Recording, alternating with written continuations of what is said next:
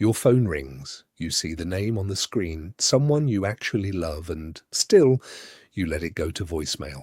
Not because you don't care, not because you're busy, you just can't pick up. If this sounds familiar, stay with me, because what you're feeling has a name, and it's more common than you think. Why does answering a call, even from someone you're close to, sometimes feel harder than facing a stranger? Why does your chest tighten the moment that ringtone starts?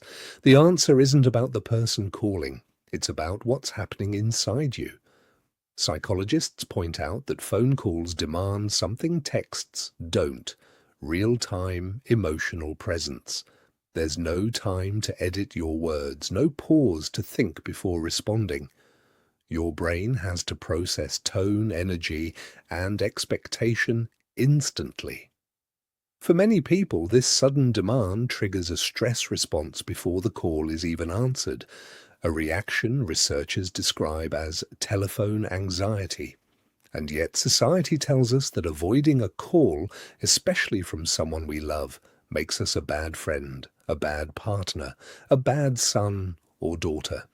So instead of admitting we're overwhelmed, we carry silent guilt. We stare at the screen, let it ring, and then spend the next hour rehearsing an apology text instead of just picking up. There's a physical layer too. An unexpected call can activate your body's fight or flight response, a small spike in cortisol, a faster heartbeat, even sweaty palms. Your body doesn't know the difference between urgent danger and unexpected phone call.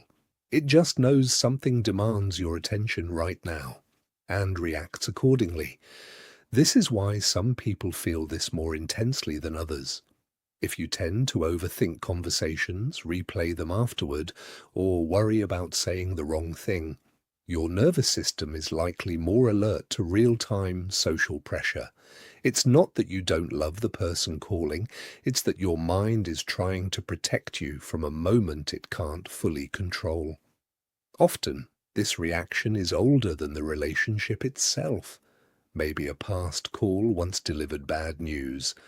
Maybe you grew up in a home where phone calls meant conflict, or constant checking in, or pressure to explain yourself.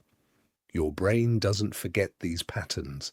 It just quietly links phone ringing with brace yourself, even years later, even with people who've never hurt you. But here's the shift. Avoiding a call isn't a lack of love. It's often a sign of emotional awareness. You're recognizing that you're not in the right headspace to give that person your full presence. And instead of a rushed, distracted conversation, you're waiting until you can actually show up for them. So, if you've ever silenced a call from someone you care about, you're not distant and you're not a bad person.